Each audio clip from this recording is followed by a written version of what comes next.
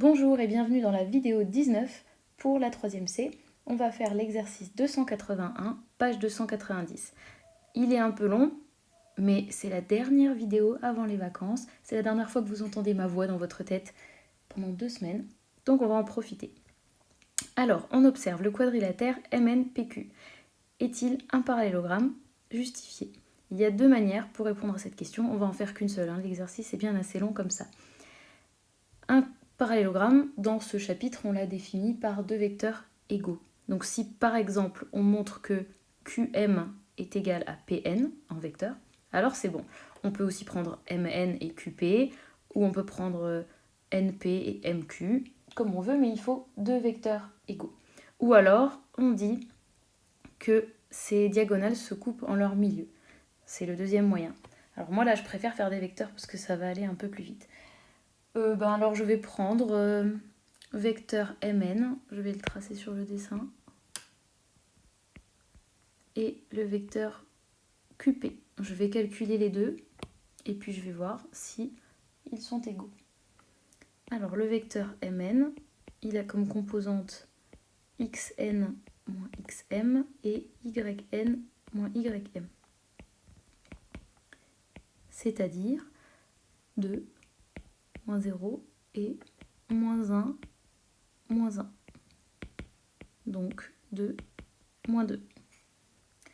Je fais le vecteur QP. Il a comme composante xp moins xq et yp moins yq. Xp c'est moins 1, moins xq moins 3. Yp moins 4, moins 2.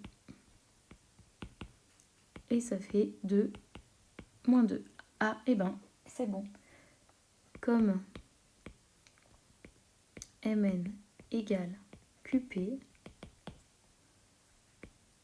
MNPQ est un parallélogramme.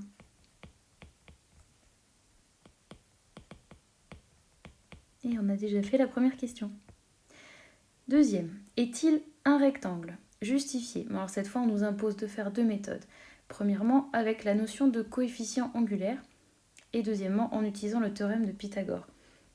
Coefficient angulaire, donc ça doit vous faire penser aux droites.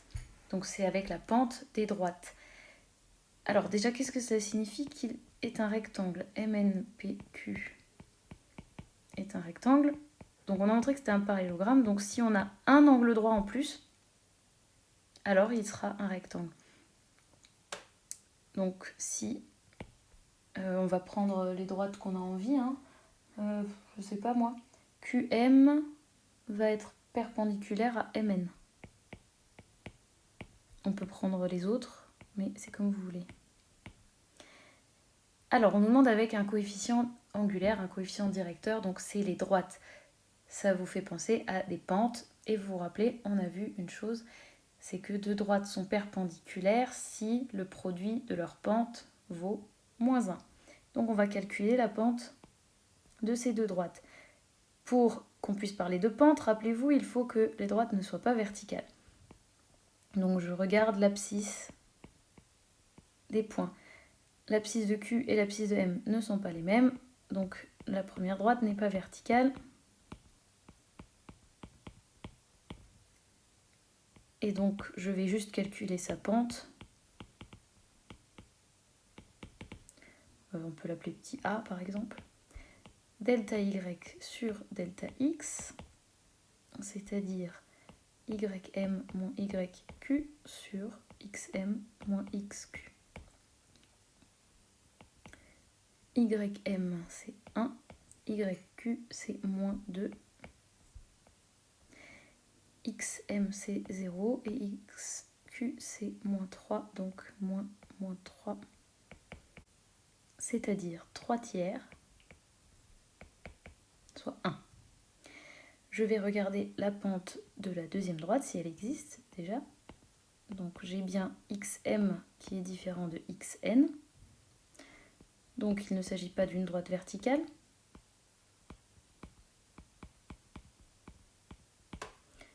Et donc elle a une pente que je peux appeler comme j'ai envie, B.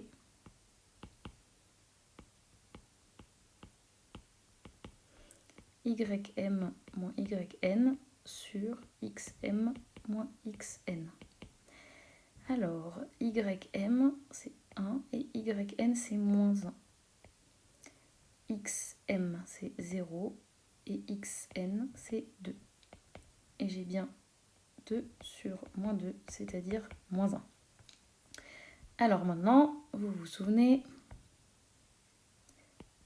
on va avoir QM qui est perpendiculaire à MN à la condition que le produit des pentes fasse moins 1.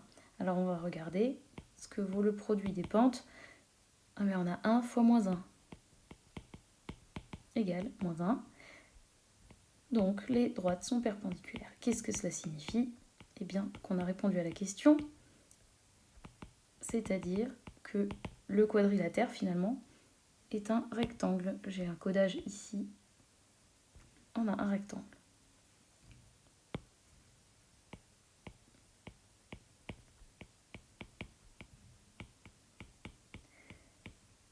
Voilà, alors maintenant il nous demandait de le montrer avec le théorème de Pythagore. Donc on va montrer que le triangle QMN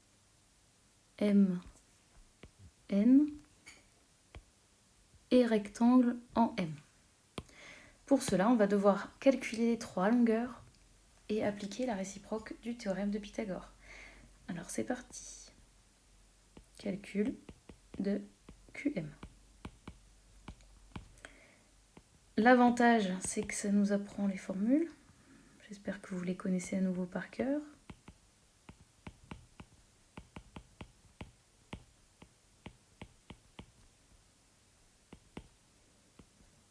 Alors, l'abscisse de M, c'est 0, moins 3, et 1, moins 2. Dans la première parenthèse, on va avoir 3 au carré, c'est-à-dire 9, et dans la deuxième aussi. Et on a racine carrée de 18. Allons-y pour le calcul de MN.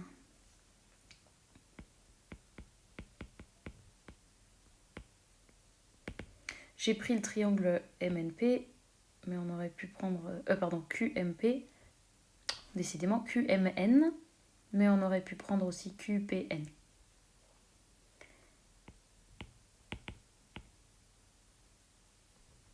Alors, xn moins xm au carré plus yn moins ym au carré.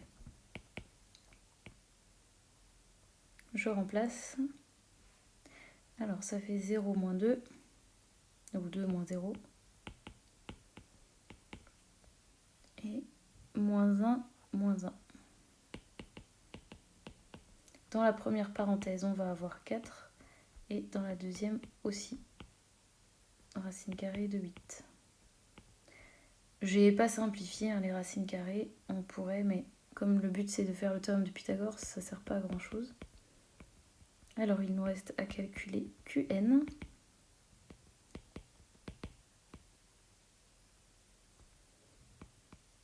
Xn moins xq au carré plus yn moins yq au carré. Alors xn, 2 plus 3, ça va faire.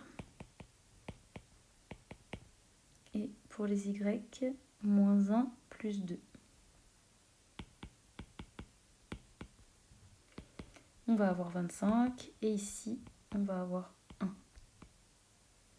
Et on a racine carrée de 26. Alors, on va se placer dans le triangle. Cette fois, je vais dire correctement du premier coup.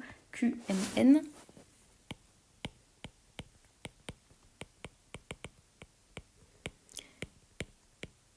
Et on va chercher qui est le plus long côté. Donc, d'après mes résultats surlignés, c'est QN. Et c'est aussi logique par rapport au dessin.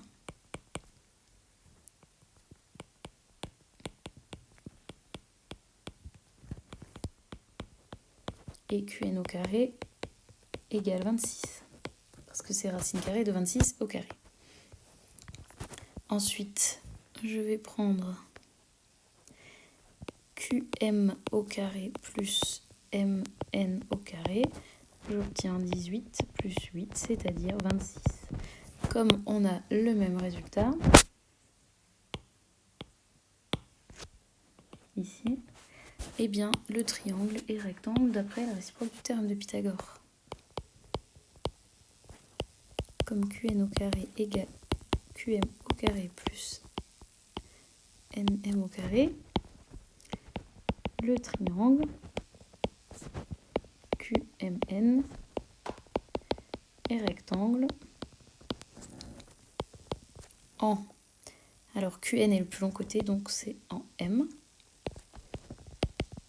D'après la réciproque du théorème de Pythagore.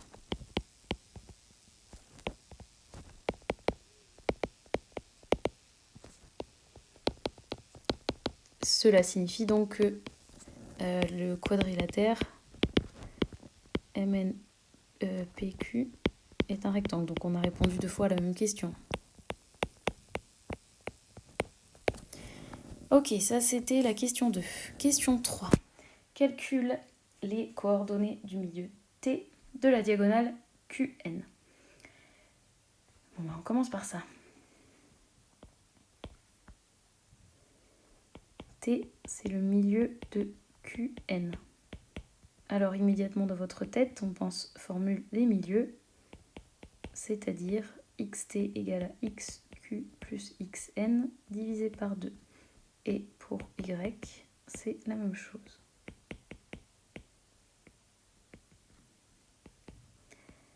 L'abscisse de q, c'est moins 3 et l'abscisse de n, c'est 2. Moins 3 plus 2 divisé par 2. Alors on a moins 1,5. Et pour les ordonnées, moins 2 plus moins 1 sur 2. Donc moins 3,5.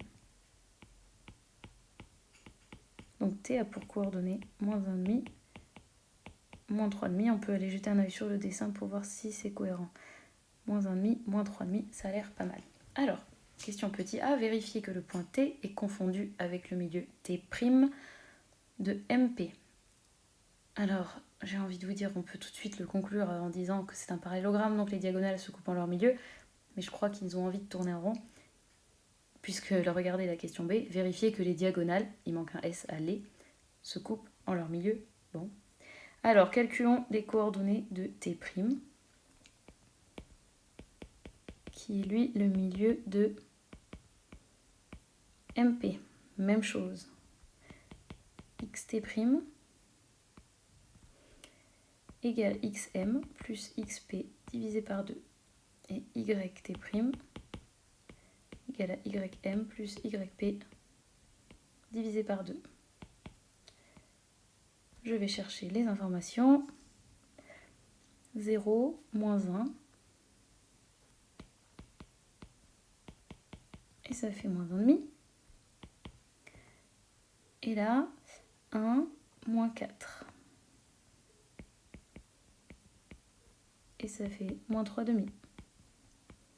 Qu'est-ce qu'on constate? Bien que t et t' sont exactement confondus.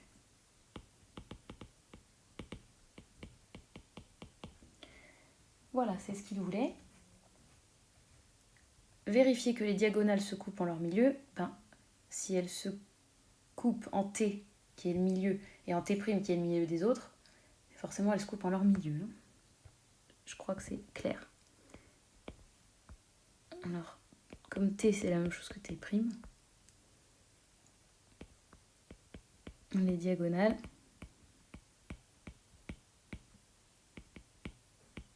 donc on a MP et on avait QN,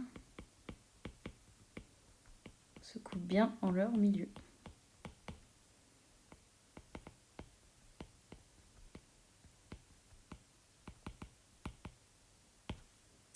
Voilà la suite. Question 4. Calcule les longueurs des diagonales. Que constates-tu? Ta constatation est-elle confirmée par tes conclusions fournies en petit 1 et en petit 2? Alors, on y va, on doit calculer la longueur MP et la longueur QN.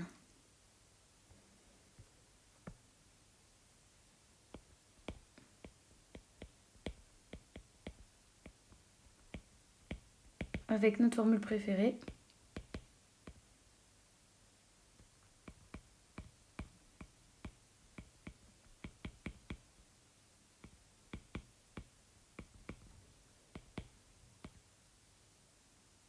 les informations sont en haut.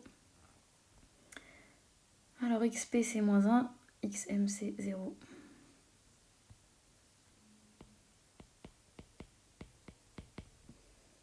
Et YP,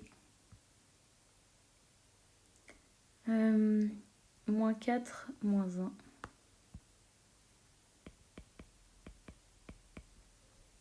Dans la première parenthèse, on obtiendra 1 et dans la deuxième, 25. Et on a racine carrée de 26. Calculons la longueur de l'autre diagonale, c'est-à-dire QN.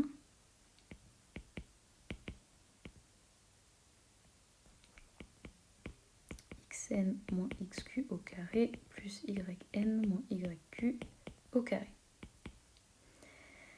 Les informations, 2 moins 3.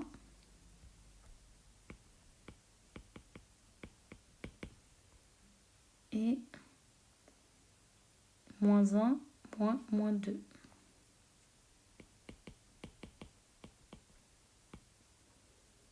Dans la première parenthèse, j'obtiendrai 25 et dans la deuxième, 1. Ok, que constate-t-on? Eh bien, les longueurs des diagonales sont les mêmes. Les diagonales ont la même longueur.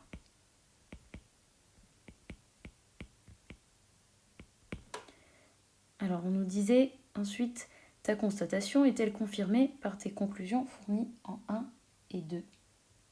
Et oui, parce que les diagonales d'un rectangle ont la même longueur. Elles se coupent en leur milieu et ont la même longueur. Cela confirme, comment on va dire ça, 1 et 2, car MNPQ est un rectangle. Alors, ces diagonales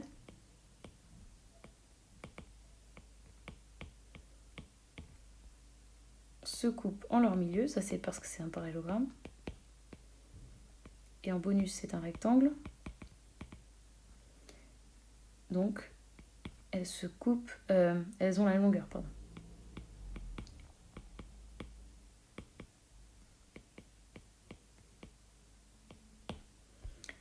Voilà. Alors, je vous dis à bientôt pour de nouvelles aventures. On fera l'exercice 282 la prochaine fois, dans 2 semaines. Passez de bonnes vacances et vous avez le temps de regarder encore une fois toutes les vidéos si je vous manque trop. Mettez un pouce bleu si vous avez tout compris.